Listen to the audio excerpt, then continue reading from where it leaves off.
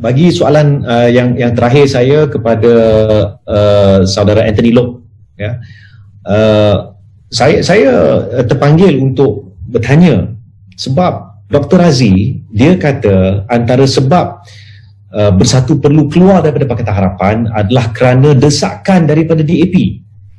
Jadi sebagai salah seorang pemimpin utama DAP yang seperti yang YB Anthony Loke kata tadi, banyak bekerjasama dalam jemaah menteri, dalam kabinet bersama-sama dengan Tun Mahathir.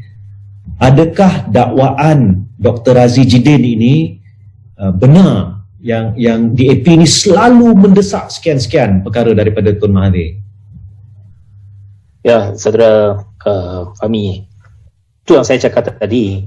Dalam politik Malaysia ini, kalau parti-parti lawan kita ni ataupun sesiapa yang nak mencari alasan yang paling senang ialah semuanya salah DAP lah. Itu alasan yang paling mudah, yang cuba untuk kita menutup segala kelemahan kita ataupun perbuatan kita. Soal desakan kepada Tun Dr. Mahathir ini tidak wujud. Apa yang kita bincang semuanya dalam kerangka, kalau dalam isu politik, dalam kerangka Majlis Presiden Pakatan Harapan. Itu diadakan kalau selepas pilihan raya, sangat kerap, di hampir setiap bulan kita ada mesyuarat.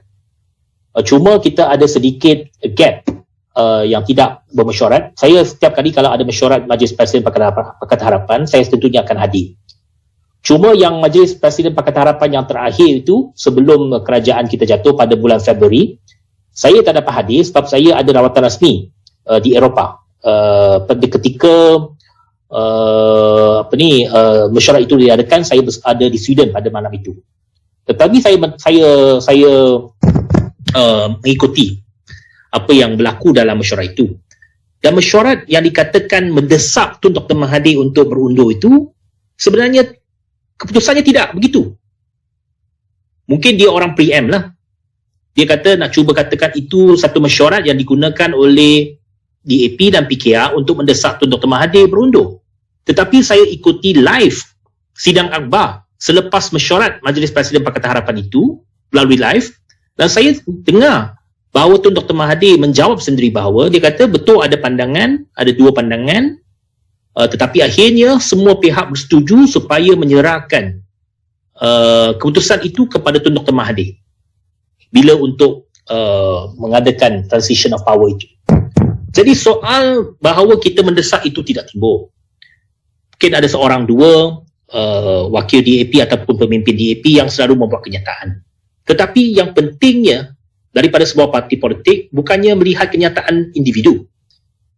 Sebagai parti kita ada pendirian kita, dan pendirian kita selama ini ialah segala keputusan berkenaan dengan transition, berkenaan dengan kedudukan Perdana Menteri mestinya melalui perundingan dan mesti ada konsensus dalam Majlis Presiden Pakatan Harapan. Dan konsensus Majlis Presiden Pakatan Harapan pada bulan Februari itu ialah menyerahkan sepenuhnya kepada Tun Dr. Mahathir untuk membuat keputusan bila nak menyerahkan kuasa kepada Datuk Seri Anwar Ibrahim, dan sama ada beliau akan berundur selepas PAC atau tidak, ataupun bila tariknya itu diputuskan oleh Tun Dr. Mahathir.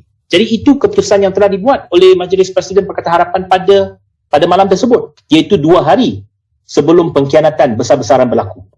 Jadi sekarang ini apabila kita melihat balik, mereka menggunakan alasan itu seolah-olahnya keadilan dan DAP mendesak Tun Dr. Mahathir, dan ini nak memaksa mereka ini untuk mengkhianati ataupun keluar dari Pakatan Harapan. Tetapi yang amat jelas, keputusan Majlis Presiden Pakatan Harapan tidak begitu. Dan kita menyerahkan sepenuhnya kepada Tun Dr. Mahathir. Dan Tun Dr. Mahathir sendiri menerima keputusan daripada Majlis Presiden Pakatan Harapan. Kalau Tun sendiri didesak, sudah tentunya Tun tidak lagi bersama dengan Pakatan Harapan pada hari ini.